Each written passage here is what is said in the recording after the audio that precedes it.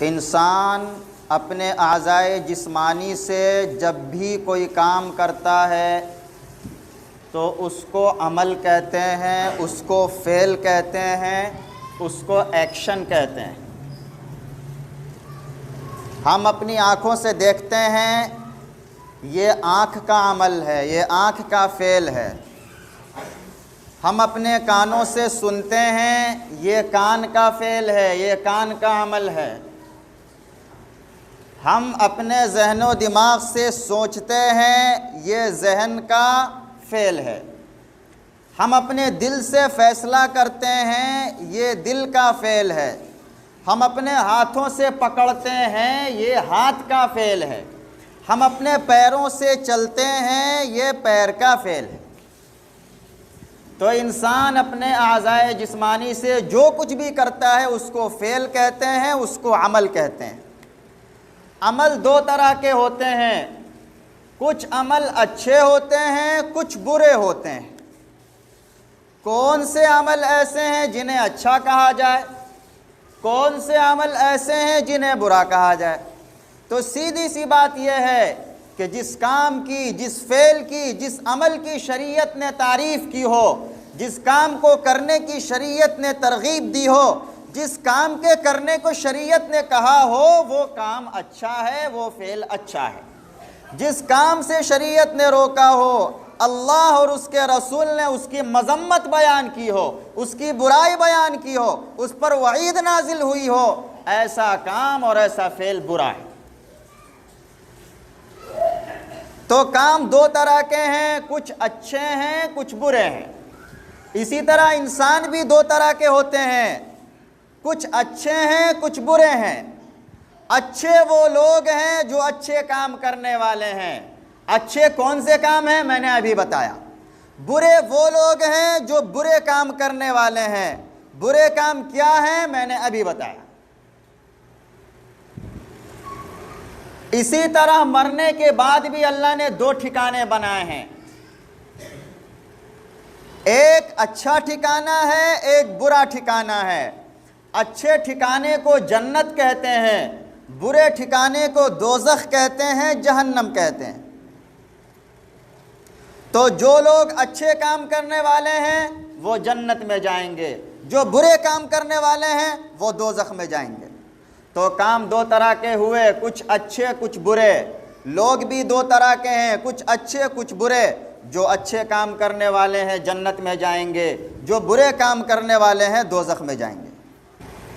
جس طرح نیک اعمال کی فضیلت بیان کرنا ضروری ہے، نماز پڑھو گے یہ فضیلت ہے، روزہ رکھو گے یہ فضیلت ہے، حج کرو گے یہ فضیلت ہے، سچ بولو گے یہ فضیلت ہے، صدقہ کرو گے یہ فضیلت ہے۔ اسی طرح جو گندے اعمال ہیں، برے اعمال ہیں، جو گناہ ہیں، ان کی مذمت کرنا بھی ضروری ہے۔ اگر اچھے اعمال کی تعریف کرنا ضروری ہے تو برے اعمال کی مذمت کرنا بھی ضروری ہے۔ اگر اچھے اعمال کرنا ضروری ہے تو برے اعمال سے بچنا بھی ضروری ہے۔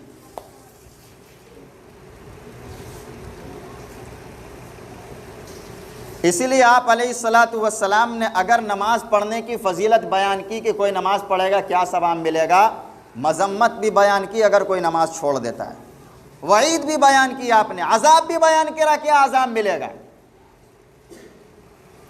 تو دونوں چیزیں ضروری ہیں۔ قرآن کریم میں جہاں جہاں امر بالمعروف کا حکم دیا گیا ہے، ساتھ میں نہی عن المنکر کو لگایا گیا ہے۔ ابھی پنکھا چل رہا ہے تو سوئچ میں دو تار لگے ہوتے ہیں، دو تار، ایک کو نیگیٹو کہتے ہیں، ایک کو پوزیٹیو کہتے ہیں۔ عام زبان میں ایک کو ٹھنڈا کہتے ہیں، ایک کو گرم کہتے ہیں۔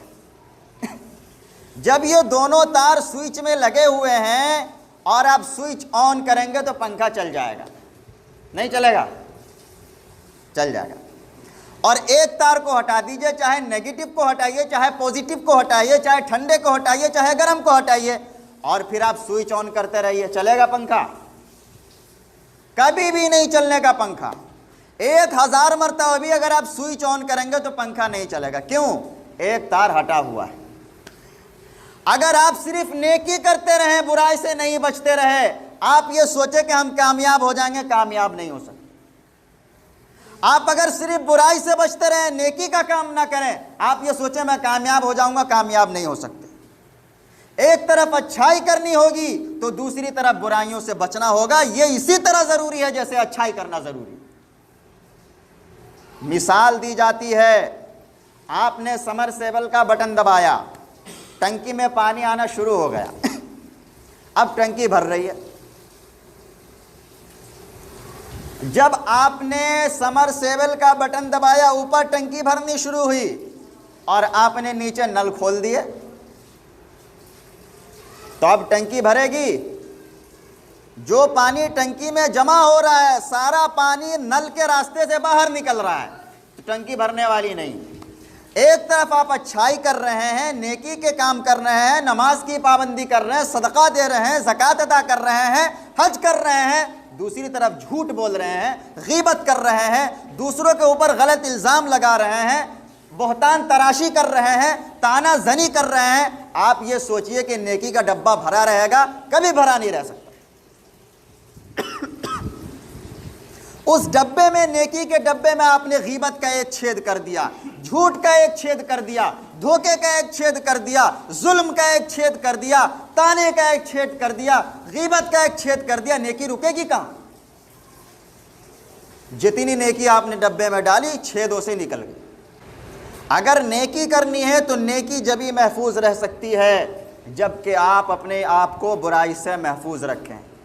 اگر ہم نے اپنے آپ کو برائی سے محفوظ نہیں رکھا، صرف تلاوت کرتے رہے، نفل پڑھتے رہے، درود و سلام پڑھتے رہے، نیکیاں کرتے رہے، ایک دوسرے کے حقوق کی رعایت کرتے رہے اور گناہ سے نہیں بچتے رہے، تو جتنی نیکیاں آپ نے ڈبے میں جمع کی ہیں سب ختم ہو۔ ایک طرف تو آپ کاجو کھا رہے ہیں، کشمش کھا رہے ہیں، بادام کھا رہے ہیں، فروٹس اور ڈرائی فروٹس لے رہے ہیں، اور دوسری طرف آپ کو دست بھی شروع ہو گئے، تو طاقت ہوگی کہ کمزوری ہوگی؟ جتنی طاقت ہونی چاہیے اس سے زیادہ کمزوری دست کی وجہ سے ہو جائے گی۔ تو اگر آپ کو طاقتور بننا ہے، فروٹس اور ڈرائی فروٹس یا متوازن غذا استعمال کرنی ہے، تو پہلے آپ کو اپنا پیٹ ٹھیک کرنا ہوگا، پہلے دست کا علاج کیجئے، کمزوری کو ختم کرنے کا جو راستہ ہے اس راستے کو بند کیجئے، اس کے بعد آپ مقویات لیجئے، طاقت والی غذائیں لیجئے، تو آپ کے جسم کو قوت پہنچے گی۔ ایک مسلمان کی، ایک مومن کی شان یہ ہے، اس کو گناہ سے ایسی گھن ہونی چاہیے، ایسی نفرت ہونی چاہیے جیسے پاخانے سے ہوتی ہے، جیسے غلاظت سے ہوتی ہے، جیسے گندگی سے ہوتی ہے، جیسے نالی کے کیچڑ سے ہوتی ہے نفرت اور گھن، ایسی ایک مسلمان کو گناہ سے گھن اور نفرت ہونی چاہیے۔ یہ مسلمان کی شان ہے۔ اگر آپ راستے میں جا رہے تھے، آپ کی شرٹ میں، آپ کے کرتے میں، آپ کی لنگی میں، یہ آپ کے پینٹ میں کہیں پر گندگی لگ جائے، پاخانہ لگ جائے، آپ لگا ہوا چھوڑ دیں گے اس کو؟ آپ لگا ہوا چھوڑ دیں گے اس کو؟ ہرگز نہیں۔ آپ فوراً جا کر اس کو صاف کریں گے، اس کو دھوئیں گے۔ اگر آپ کے جاتے ہوئے آپ کے پیر میں کہیں گندگی لگ جائے، جیسا کہ یہاں ماحول ہے، لوگ سڑکوں پر استنجا کرتے ہیں، جا کر سڑکوں کے کناروں پر، آپ جا رہے تھے پیدل، آپ کے پیر میں گندگی لگ گئی، غلاظت لگ گئی، آپ کیا کریں گے؟ دھوئیں گے نہیں اسے؟ ایک پاکیزہ مزاج والا، صاف ستھرے مزاج والے آدمی کی شان نہیں ہے کہ پیر میں اس کی گندگی لگی ہو اور وہ آنا جانا کرتا رہے۔ آپ کو بے چینی ہوگی کہ میرے کپڑے میں گندگی لگ گئی، میرے پیر میں گندگی لگ گئی۔ یا آپ جا رہے تھے، اوپر سے کوے نے آپ کے اوپر بیٹ کر دی، آپ کو بے چینی ہوگی کہ کہیں سے پانی ملنا چاہیے، میں اس کو صاف کروں۔ اسی طرح ایک ایمان والے کی شان یہ ہے کہ اس سے کوئی گناہ سرزد نہ ہو، گناہ سے ایسے نفرت کرے جیسے پاخانے سے اور گندگی سے نفرت کرتا ہے، لیکن اگر کبھی گناہ ہو جائے تو اس وقت تک چین سے نہ بیٹھے جب تک اس کو صاف نہ کر لے توبہ کے ذریعے سے، جب تک اللہ کے سامنے گڑ گڑا نہ لے، رو نہ لے، عاجزی انکساری نہ کر لے اور اپنے گناہ سے توبہ نہ کر لے، اس وقت تک چین سے نہ بیٹھے۔ یہ ایک مومن کی شان ہے۔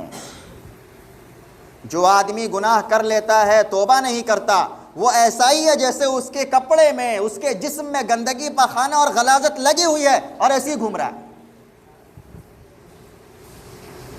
جیسے آپ کو سکون نہیں ملتا ہے گندگی کے اندر، ابھی گرمی تیز پڑنے لگے، پسینہ لوگوں کے جسم میں آتا ہے، بدبو آنے لگتی ہے، پریشان ہو جاتے لوگ نہانے کے لیے۔ آپ کے ذمے ایک بھی گناہ نہیں رہنا چاہیے، یہ آپ کی شان ہے۔ جب تک توبہ نہ کر لیں، جب تک چین سے نہ بیٹھیں، جب تک اپنے جسم سے گندگی کو صاف نہ کر لیں آپ کو چین نہیں آتا، ایسی جب تک گناہوں سے توبہ نہ کر لیں آپ کو چین نہیں آنا چاہیے۔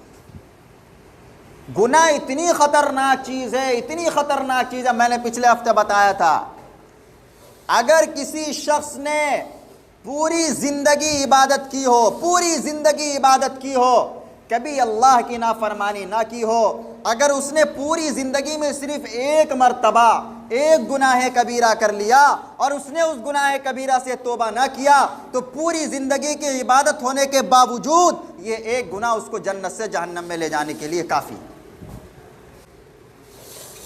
اس لیے ایک طرف ہمیں نیکیاں کرنی ہیں، دوسری طرف نیکیوں کی حفاظت کا انتظام کرنا ہے۔ نیکیاں ختم نہ ہو جائیں، نیکیاں جل کر راکھ نہ ہو جائیں، نیکیاں ہماری برباد نہ ہو جائیں، اس کا بھی انتظام کرنا ہماری ذمہ داری۔ اور نیکیاں کس سے برباد ہوتی ہیں؟ نیکیاں گناہوں سے برباد ہوتی ہے۔ نیکی اور بدی یہ دونوں ضد ہے، جیسے چوہا اور بلی ایک جگہ جمع نہیں ہو سکتے، جیسے آگ اور پانی ایک جگہ جمع نہیں ہو سکتے، ایسے ہی نیکی اور بدی ایک جگہ جمع نہیں ہو سکتے۔ آپ چاہیں کہ ہمارے ڈبے میں نیکی بھی رہے اور گناہ بھی رہے، ایسا نہیں ہو سکتا۔ یا تو نیکی غالب آ جائے گی گناہ کو ختم کر دے گی، یا گناہ غالب آ جائے گا نیکی کو ختم کر دے گی۔ اسی لیے خوب نیکیاں کریں، دوسری طرف گناہوں سے اپنے آپ کو بچائیں۔